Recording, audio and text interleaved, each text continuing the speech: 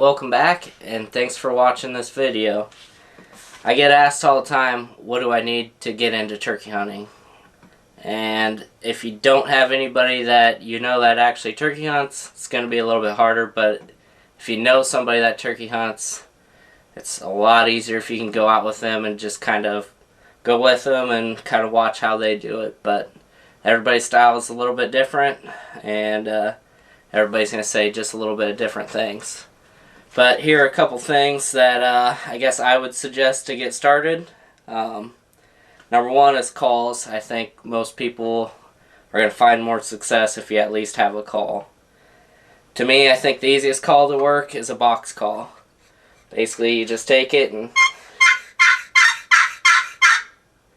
that is a yelp. You can cut. You can cut with them too, but I just think that the yelp on a box call, it's going to reach a long ways. So you do want to be careful with it, because if a turkey's really close, it might actually be too loud of a sound for them. Probably my number one favorite call is just a slate call. I think they're a little bit easier to work than glass calls. There's several different options out there. And if you're lucky enough and they actually have them set out, you can try them, but I would recommend a slate call. So with it, you can just lightly drag it, and definitely make sure that you don't muffle the call with your hand. So you want to just keep it on your fingertips, away from your palm, and then make sure that your hand's not actually on the slate. You can rest it on the side of the call, but don't rest it on the actual slate. And if you just slowly drag it down,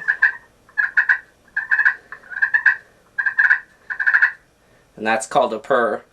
So I'm just leaving it on there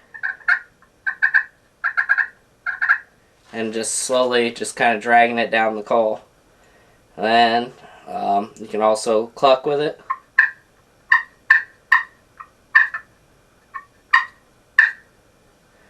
And then also the most common call is a yelp.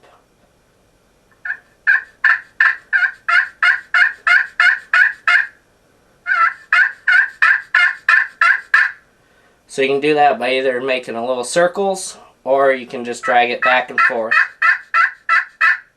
But the one thing you definitely want to make sure that you do is that you don't pick it up each time, because you can actually hear that hitting the call each time. So you want to keep it on the call at all times. And then you can kind of change the cadence of it. And then also you can make it a little bit louder or softer, just depending on how much you move it and how much pressure you put on the striker. They do make different strikers, so that'll kind of change things a little bit too. Here you have a locator call. I sometimes use them, sometimes don't. It can help you if you go in the middle of the day. You might be able to get one to fire off at you, and then you know kind of where he's at. The harder to use ones are the mouth calls. Some people can pick it up right away, and others it's going to take a little bit of time.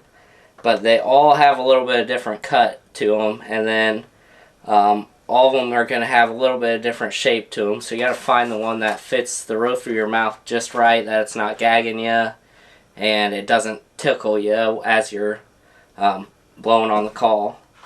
But the mouth calls are probably the most realistic sound you can make, but the pot calls are very realistic too, and I think you could have just as good luck with just a pot call. Next thing that I think that could help you be effective in the turkey woods are decoys. If you're gun hunting and you're in the woods, probably not going to help you out too much, and it's going to be a lot of extra weight to carry around. So in that case, you might not actually want a decoy.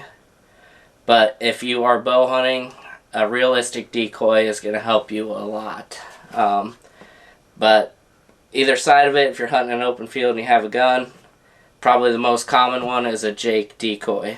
Depending in that Tom's mood or turkey's mood, the Jake decoy is probably going to bring them in most of the times. If you get into later season and the birds are all kind of spread out, sometimes just a lone hen can bring them in, but I haven't had as good a luck with just a lone hen.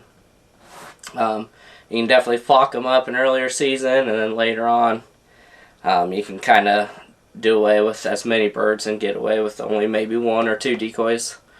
But the Jake is most of the time what's going to be the most effective. And if you do have a Jake and a hen, make sure the Jake is behind the hen, kind of following the hen, because that's usually how it, in the turkey woods it goes.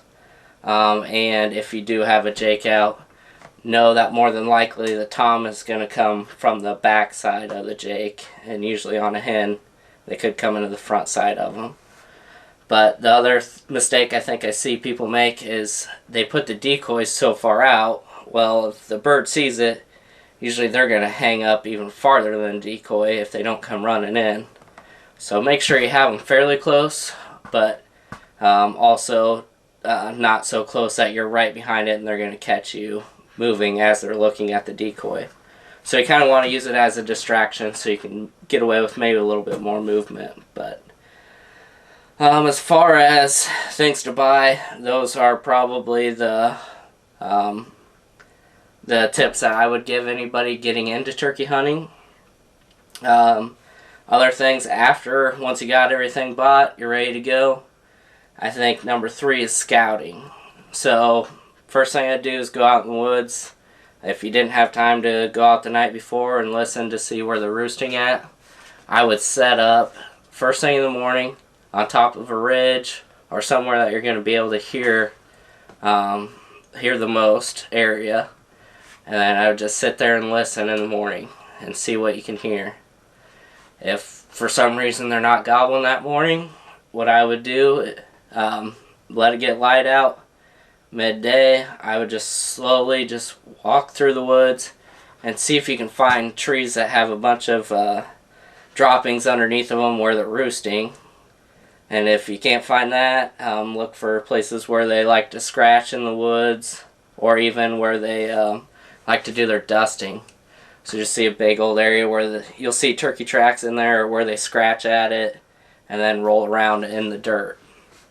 They call that dusting. And then sitting up in an open field where they might want to come out and feed. Just kind of sit there and see if you see any come walk out in that field to feed. But those are kind of my tips on scouting. Every area is a little bit different. If you do have onX, it can help quite a bit.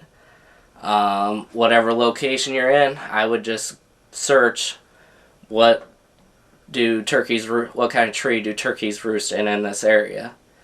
And then basically you can go into onX, search for that tree species, and then kind of figure out where it's at in your area. And I would recommend onX to anybody that's public land hunting, because then you can find out where all the public land areas are too to hunt.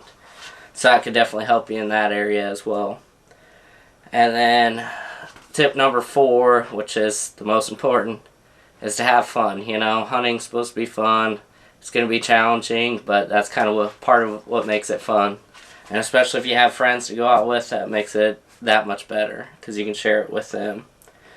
But anyway, yeah, make sure you have fun, and then also be patient. There's a lot of times first thing in the morning that they're not just going to come running right in. They might have heard you calling in the morning.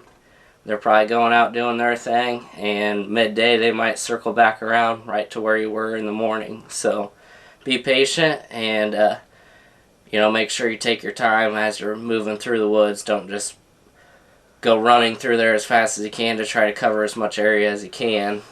Just kind of move slowly, do a couple different setups, call a little bit here and there, and maybe like once every 10-15 minutes as you're kind of moving through. Just kind of slowly work through areas, and then also pay attention to the sign. Anyway, I hope this video helps, and hopefully you found it educational, and hopefully this will help you have more success in the turkey woods. Thanks for watching this video. I hope you found this to be educational, and hopefully this will help bring you more turkey success. Please like and subscribe to the channel if you found this information to be helpful. And as always, stay hidden.